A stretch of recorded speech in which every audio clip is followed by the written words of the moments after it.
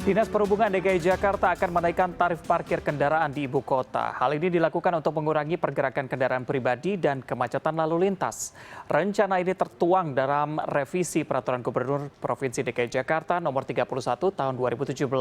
Dalam revisi itu, pemerintah Provinsi DKI Jakarta bisa menekan tarif parkir tertinggi untuk kendaraan mobil, yaitu hingga Rp60.000 per jam. Sementara itu untuk sepeda motor mencapai Rp18.000 per jam. Dikutip dari cnnindonesia.com, Kasubag Tata Usaha UP Perparkiran Dishub DKI Jakarta Daniga Hutama menjelaskan tarif tersebut rencananya akan dikenakan pada kendaraan mobil yang parkir di kawasan pengendalian parkir golongan A atau jalan yang dilintasi angkutan umum massal.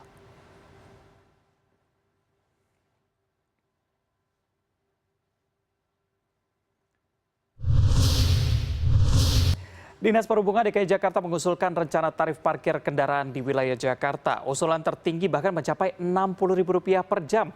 Untuk membahasnya sudah bergabung bersama kami peneliti Pusat Studi Perkotaan Nirwono Yoga. Selamat siang Pak Yoga. Tarif parkir hingga Rp60.000 untuk ruas jalan yang sudah dilalui transportasi umum. Apakah ini layak Pak? Ya, sebenarnya ada 3 catatan kami ya. Yang pertama ini masih berupa kajian ya. Jadi masih jauh dari pemenuhan sebenarnya. Dalam kajian ini tentu ada banyak pertimbangan, antara lain tadi kenaikan dari 5.000 kemudian sampai dengan 60.000 per jam perlu dikaji ulang ya. Jadi dengan kondisi seperti ini kita memerlukan kondisi pertimbangan khusus apalagi di tengah pandemi ini. Kemudian yang kedua juga sebenarnya kalau dilihat dari angkanya memang kita masih di bawah angka 60.000 bahkan ya, itu masih relatif murah dibandingkan dengan kota-kota di dunia kalau kita bicara soal parkirnya. Tetapi kan ada catatan bahwa untuk khusus Jakarta sebenarnya yang disebut dengan kondisi koridor yang transportasi massalnya bisa diandalkan itu baru bisa dikatakan Sudirman Tamrin ya, di mana situ ada MRT dan bis Transjakarta yang bisa diandalkan. Karena tujuan utamanya kan sebenarnya ada 2. Satu, mendorong warga untuk beralih ke transportasi massal, di mana transportasi massalnya sudah terintegrasi dan dapat diandalkan. Dan kedua, pada akhirnya adalah pengendalian kualitas udara supaya Jakarta keluar dari salah satu kota yang terburuk kualitas udaranya, Mas Reza. Nah, 2 hal ini yang menjadi pertimbangan untuk perlu dikaji ulang soal kenaikan tarif parkir tadi, Mas. Oke, Pak, kalau dilihat nih berdasarkan pola perilaku masyarakat kita, apakah memang kenaikan tarif parkir ini justru bisa menekan lalu lintas kendaraan nih, Pak? Ya, ini hanya akan berhasil, Mas Reza, kalau koridor-koridor atau kondisi yang transportasi massalnya sudah bisa diandalkan. Yang tadi saya katakan, kalau Sudirman Tamrin, warga Jakarta punya pilihan ya, dari Blok M sampai dengan Bundaran HI misalnya. Di situ kan ada transportasi MRT dan juga ada bis Transjakarta ya, yang sebenarnya juga di samping itu disediakan juga ada jalur sepeda ya. Jadi warga masyarakat juga bisa menggunakan beragam alternatif untuk menuju ke tempat kerja maupun ke tempat tujuan di sepanjang Sudirman Tamrin ya. Tetapi di luar itu, saya menilai masih banyak kondisinya belum memadai, bahkan belum bisa dikatakan tergantung kepada angkutan massal. Dengan demikian bisa dipastikan di luar koridor itu, masyarakat pasti akan cenderung tetap menggunakan kendaraan pribadi, baik itu motor maupun mobil ya, selama transportasi massalnya belum bisa diandalkan masyarakat. Nah, ini juga harusnya menjadi pertimbangan. Satu itu. Kemudian kedua, dengan angka 60.000 ini juga untuk saat ini tentu angka yang masih mahal untuk warga masyarakat ya. Apalagi kalau kita bicara dalam kondisi pandemi. Dengan demikian, penetapan tarif 60.000 ini perlu kaji ulang, bahkan penerapannya pun dalam konteks ini seyogyanya setelah pasca pandemi, bukan pada saat pandemi tahun ini, bahkan mungkin kalau pandeminya masih tahun depan, Mas Reza. Jadi ini yang perlu diinformasikan kepada masyarakat. Oke, Pak Yoga, tadi Bapak sempat sebut bahwa angka Rp60.000 ini dibandingkan dengan negara lain masih cukup murah begitu, tapi dibandingkan untuk masyarakat kita masih cukup mahal. Nah, kira-kira range berapa nih seharusnya tarif parkir untuk kendaraan pribadi, Pak?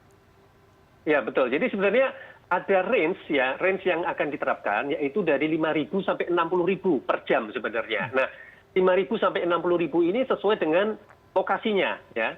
Jadi kalau lokasinya umpamanya kalau di pinggiran kota dengan angkutan transportasi massalnya belum bisa diandalkan ya pasti di angka paling rendah 5.000 tadi. Tetapi semakin bagus kondisi lokasi angkutan umumnya, tentu angka itu semakin naik. Nah, dalam konteks ini sebenarnya angka 60.000 itu baru angka usulan ya. Kalau kita bicara kondisi Jakarta, tentu yang paling pas untuk daerah-daerah seperti segitiga emas itu di angka mungkin sekitar 20 sampai 30.000 dulu ya dengan kondisi seperti sekarang. Dan tujuannya sebenarnya adalah memaksa dalam tanda petik warga yang beraktivitas di segitiga emas tadi menggunakan angkutan umum. Nah ini sebenarnya di samping itu juga ini Mas Riza, kita punya kebijakan lain ya, tidak hanya tarif sebenarnya, yaitu electronic road pricing ya, jadi jalan berbayar elektronik. Kemudian yang kedua juga kembali usulan untuk penerapan ganjil genap ya. Jadi penerapan tarif parkir yang tinggi ini sebenarnya juga diikuti dengan kebijakan-kebijakan lain yang tujuan utamanya adalah mendorong orang beralih ke transportasi massal supaya kualitas udara kota Jakarta lebih baik. Jadi garis besarnya itu sebenarnya yang harus diangkat Mas Reza. Iya, harus satu kesatuan gitu ya Pak. Tadi ERP, Iya. ada juga tarif parkir begitu. Tapi kalau kita masih ngomongin soal tarif parkir Pak, dengan adanya wacana ini apakah pengelola parkir swasta nih kira-kira boleh mainin tarif parkir nggak dengan harga yang lebih tinggi atau justru lebih rendah nih Pak? Ya sebenarnya tidak boleh ya, karena kan dalam Pergub 31 2017 sudah diatur angka yang paling tinggi umpamanya ya, dan tarif parkir ini kan berlaku untuk seluruh wilayah DKI. Nah tetapi dengan kondisi usulan seperti ini, saya berharap hanya fokus kepada daerah-daerah yang benar-benar transportasi angkutan massalnya bisa diandalkan, sehingga warga tidak punya alasan untuk tidak menggunakan angkutan massal begitu ya. Nah ini yang harusnya didorong oleh Dinas Perhubungan, bagaimana mengintegrasikan seluruh angkutan umum. Nanti ada LRT, ada bis Transjakarta, kemudian ada MRT-nya. Nah kalau ini terwujud, tentu harapan orang beralih ke transportasi massal akan dapat berhasil. Nah dengan demikian, para pengelola gedung-gedung parkir terutama, ini bisa menetapkan angka yang tentu sesuai dengan Pergub nomor 31 tahun 2017 tadi Mas. Nah persoalannya ada dua. Satu adalah PR terbesar kita adalah parkir on street sebenarnya Mas Riza. Ya. Karena parkir on street ini salah satunya adalah termasuk penyebab macet 30%. Jadi kalau parkir on street-nya ini berkurang, berarti kita berkurang 30%. Satu.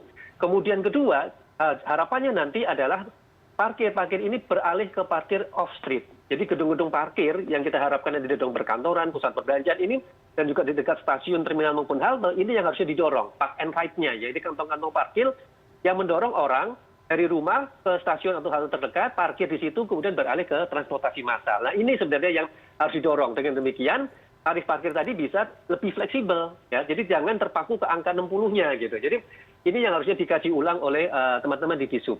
Oke, Pak, ini kan salah satu tujuan untuk menaikkan tarif parkir adalah mengurangi jumlah kendaraan gitu ya. Sedangkan Jakarta juga punya nih kebijakan yaitu ganjil genap. Nah, apakah ini sebagai tanda bahwa kebijakan ganjil genap tidak sesuai di Jakarta, Pak?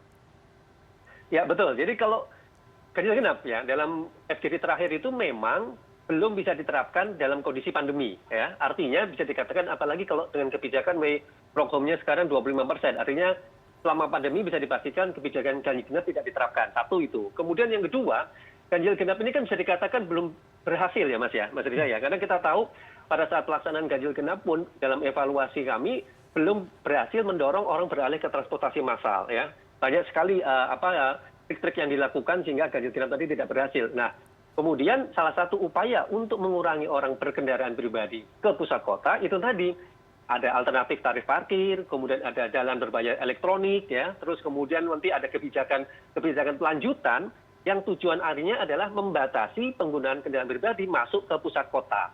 Nah, ini hanya bisa terjadi tadi kalau di kawasan-kawasan tersebut didukung oleh transportasi massal yang sudah bisa diandalkan ataupun juga terintegrasi. Selain itu juga yang perlu dibicarakan adalah idealnya sekitar halte, kemudian terminal atau stasiun, dilakukan peremajaan pemukiman, ya, sehingga warga yang dekat stasiun, halte maupun terminal itu terbiasa untuk jalan kaki dalam jarak 500 meter ke stasiun terdekat, kemudian naik angkutan umum ke tempat kerja atau tempat tujuan. Jadi idealnya seperti itu yang harusnya dilakukan oleh Pemprov. Pak Yoga, kalau dilihat ini kan perilaku warga Jakarta ini mengandalkan gitu ya kendaraan pribadi roda 2 dan juga roda 4 sebagai kebutuhan mereka sehari-hari. Kira-kira warga Jakarta udah siap belum Pak untuk mereka beralih ke transportasi umum? Kalau itu dikatakan mereka saat sekarang belum siap Mas. Apalagi di tengah pandemi ya. Terus terang dari evaluasi kami ya, pada saat pandemi ini justru orang atau warga sekitar Jakarta, tidak hanya Jakarta ya, tapi Jakarta dan sekitarnya itu justru sekarang beralih ke angkutan pribadi. Karena bagaimanapun juga ada dua faktor. Satu, dalam penggunaan angkutan transportasi massal, prokes belum dapat diterapkan secara ketat, ya, sehingga banyak masyarakat memilih lebih aman, ya, menggunakan kendaraan pribadi, baik itu motor maupun mobil dalam beraktivitas ke pusat kota. Nah, ini yang jadi catatan sebenarnya. Kemudian yang kedua, yang juga dalam konteks ini adalah terus terang biaya naik angkutan umum dan kendaraan pribadi, apalagi motor, itu ternyata jauh lebih murah Ya, jadi orang naik motor untuk bekerja dengan orang naik angkutan umum dan kegiatan sehari-hari ternyata lebih murah orang naik motor. Nah, ini juga menjadi tantangan bagaimana penyatuan atau integrasi fisik dan sistem. Umpamanya nih, Mas Risa bayar 3.500 tapi untuk satu kali perjalanan untuk menggunakan seluruh angkutan dalam satu tujuan. Ini kan lebih murah. Kalau sekarang kan tidak kan? Ganti kendaraan bayar lagi. Nah, ini yang membuat akhirnya apa? Biaya transportasi massal ternyata lebih mahal kalau menggunakan kendaraan pribadi khususnya motor. Nah, ini juga jadi tantangannya di situ, Mas Riza. Oke, baik nih Pak Yoga. Apakah tidak ada terobosan lain nih untuk mengurangi kendaraan di jalan selain menaikkan tarif parkir, Pak? Ya, harusnya banyak yang bisa dilakukan ya. Satu, ini kalau kita bicara dengan kondisi pandemi seperti sekarang, muncul budaya baru untuk work from home-nya. Ya, kalau ini work from home-nya dilakukan dengan baik, sebenarnya mobilitas warga kan berkurang jauh sebenarnya. Idealnya kan seperti itu ya. Satu itu. Kemudian kedua ya, kalau kebijakan ganjil genap dulu itu dilakukan dengan tegas dan konsisten, ini kan berarti hanya 50% kendaraan yang berjalan setiap hari. Artinya pengurangannya 50%. Itu pun juga sangat signifikan ya.